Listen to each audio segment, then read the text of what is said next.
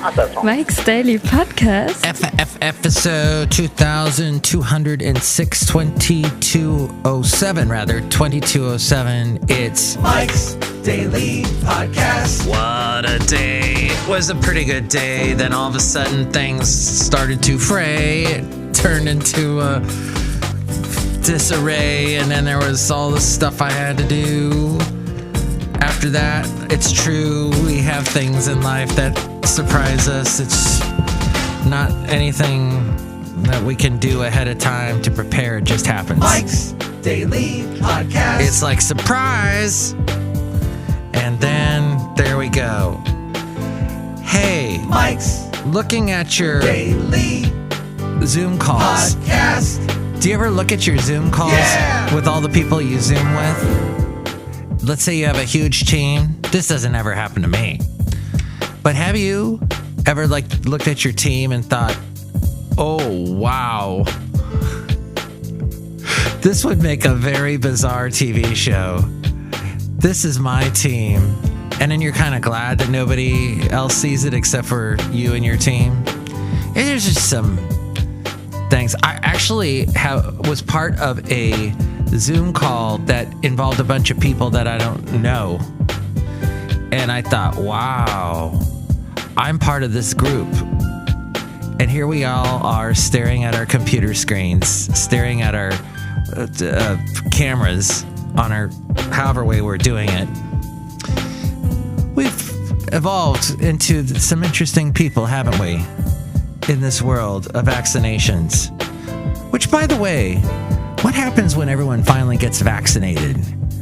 When these companies that are supplying the vaccines, what do they do after everyone's vaccinated? They just kind of go, I mean, didn't they well, I guess they got some money in the deal and their stocks went up, but what happens afterwards, I don't know.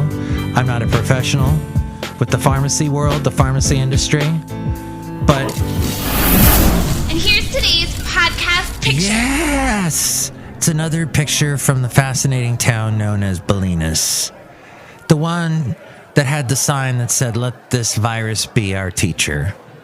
You can see that picture at mikesdailypodcast.com of the town of Bolinas, which you can't find because they try and put signs up that say, "Go this way to go to Bolinas," and the locals always tear the signs down. Because they want it to be a secret. Yes. Well, let's see. Basil never went to Bolinas, but here he is at Cafe Anyway with us anyway. Yes. I made something last night that he would have loved, and that was salmon. Salmon on the grill, over barbecue, over barbecue briquettes, I should say, charcoal briquettes. And cooking on a cedar plank. So delicious. He would go nuts when I'd make that. Oh, the late great Basil the Boxer. Did you know, this is a little side note I heard today, if a stock gets delisted, let's say if it was a stock from China, and Trump had a lot of them delisted, it still means you can trade it. I didn't know that. I thought once it was delisted, you're out of luck. Well, no. Apparently you can still trade it. You just have to talk to your stockholder custodian type person, and they can let you know. And you also heard in the world of business that Fry's closed. Fry's was all over California. I don't know if I've seen it in other states, but it was this big electronics store. And here in California, they would give them different themes. Like the one in Fremont had this Tesla. No, not the car company, but Nikola Tesla's. Like you were inside of his big factory. And they had one of those Tesla coils, and it was supposed to be based around him. And then I know there's ones that had sort of a pyramid theme, like you were inside of a pyramid. There were all kinds of ones. Well, it's gone. The only thing I bought at a Fry's was a printer that to this day I cannot make it work. I have tried everything, read the instructions backwards and forwards. No clue. So, don't know exactly if that was the best investment I ever made, the best purchase I ever made at a Fry's. Also, oh wait, I did buy one other thing because I got a gift certificate one year. Somebody gave me a $10 gift certificate. So I spent like $8 of it on lunch because they had little cafes in the middle of the Fry's. And then I think I bought a bag of hickory chips. Yes, for the barbecue at an electronics store. But that's what Fry's was known for. They had some weird, out of the ordinary, out of place type things that you wouldn't expect. Oh, and all the DVDs. And they sold all their CDs and DVDs the prices were way too high. I don't think I ever bought a CD or a DVD there. As I look in cafe anyway, because I have my wall of 2,000 CDs here, let's grab one right now, shall we? Because I'm just in a mood today. Berlin, Pleasure Victim. Oh, that's a Masquerade is on there. The one SEX is on here. Actually, it's on twice. They had two different versions. Oh, the extended version is on here. The Metro, riding on the Metro. Thank you, Terry Nunn. A couple years later, they would do No More Words. And then they would do Take My Breath Away. Ah, Berlin. So, memories of Fry's. Yes.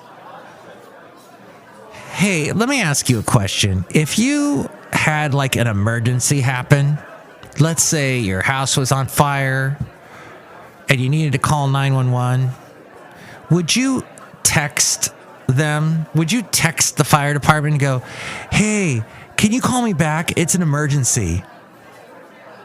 I don't understand. As we go outside a cafe anyway, where we bring you Mike's Daily Podcast somewhere in Podcastro Valley. Why? I get this all the time now. I'm a manager, and I get this text from people saying, it's an emergency, call me back. Why don't you call me? You've now wasted all this time with typing out the text, sending it to me having to read it, me having to call you. You've just added 50 steps to the whole thing. Just call me. That's what we used to do back in the old days when we had brains. But now our brains have turned to jello and this mush. And we're useless. We got to text all the time. I don't get it. Oh my gosh, I just chopped off my hand in a horrible wood shop accident. I'm going to call. No, first I'll text. I'll text with my hand missing. I will text. Apologies to people that are missing a hand. And in fact, they're probably like, yeah, Mike, texting is stupid. All this we text too much. The phone is first and foremost a phone. Yes, it's a computer, but it is a phone first. It's called an iPhone. A phone. So use the phone part of it. Texting is a recent addition. We text too much. Oh my gosh. How do we live in a world where it is easier to text than to talk? I'm going blah, blah, blah. My hands are completely relaxing. In fact, I have them soaking in palm olive. Marge told me to do that. Or Madge. One of those. Please. We text too much as a society. We really do. And when emojis came along, first we had emoticons, then we had emojis, and then it was just like, what's going on? We've gotten out of hand. In fact, here's another thing too. I'm on a roll. I'm on a rant roll today. It's not a Rick roll, it's a rant roll, because I'm never going to give you up. Never going to let you down. Okay, here's what happened. These emails that you get where they send you a quick question like, what happened with blah, blah, blah? And you write back a very detailed paragraph, maybe 2, maybe 3 paragraphs, very detailed explanation. And the person responds, okay, thanks. Or, but how? Or, some like they know they write 3 words, you write 50. They write 1 word, you write 80. So I think I'm from now on going to just respond to emails by pounding my fists into the keyboard and see what happens. Because that's what everybody else is doing. Okay. So that's all I had to say about communication in today's world. Just that, and, well, I mean, things go wrong. Things blow up. Things don't always go according to plan. And you can either brush it off and go, oh, well, let's move forward. Let's learn from this.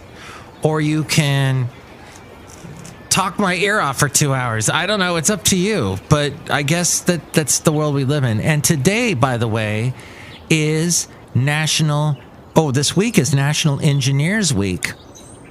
So let's hear it for people that fix things for us and get paid more than us because they fix things for us. Oh, wait, they don't. They should. They usually do. Or I should be paid more because I'm sometimes an engineer and have to troubleshoot.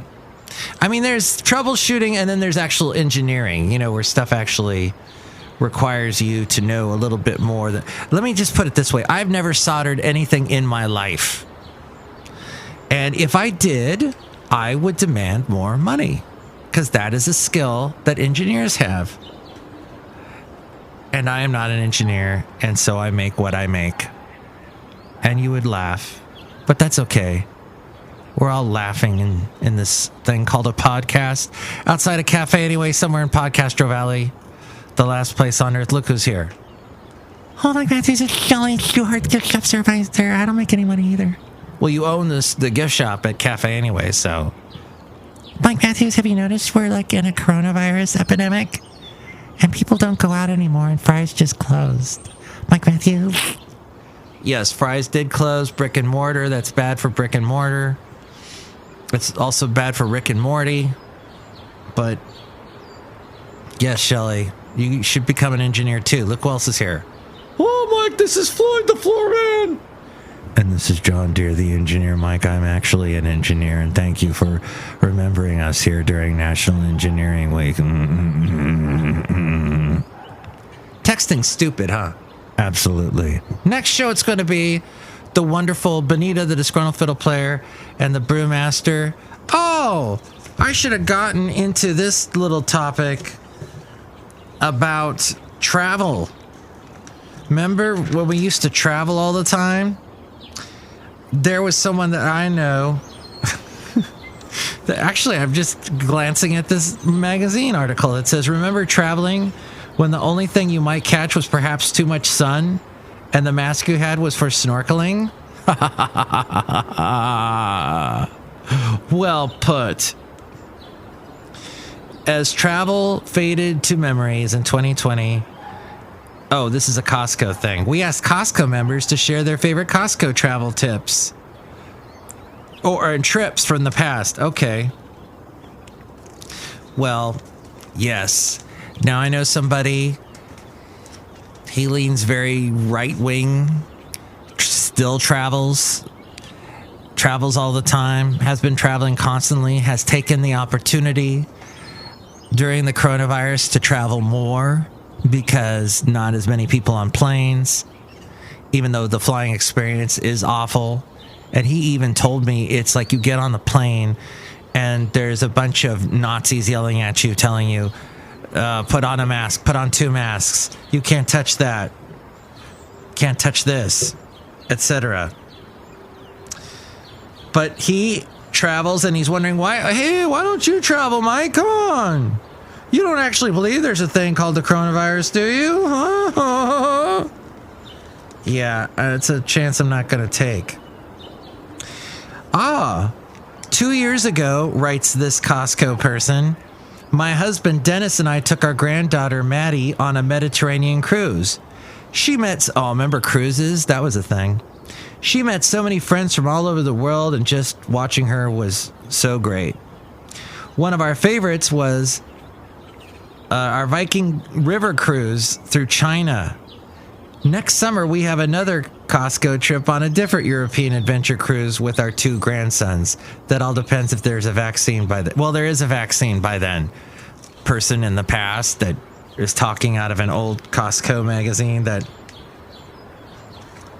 I probably should have thrown away. Anyway, cafe anyway, so hopefully we'll be traveling soon. Enjoy your day. If you'd like to chime in about anything I covered, please give me a call at 336-MM Daily. 3 + 3 = 6. MM is in Mike Matthews. Daily isn't what this podcast is. And, you know, maybe you have a suggestion for me, because as you can tell, I'm a little heated. Maybe I should change my career path. Maybe I should change my life. Maybe I should start wearing a toupee or start growing a beard. No, I am already doing that, but it's a gray beard. Maybe I should start dyeing my beard. So many questions, so many thoughts, whispering voices, if and why, what, and all that should consider. But you can tell me what you're considering in this world. 336-MM Daily. 3 + 3 = 6. MM is in Mike Matthews Daily, as in what this podcast has been now for a couple of days. Thanks for listening. Mike's Daily Podcast is written and produced and performed by Mike Matthews. His podcast is super easy to find. Download or listen to his show and read his blog at mikesdailypodcast.com. Email Mike now at mikesdailypodcast@gmail.com. See you tomorrow. Bye!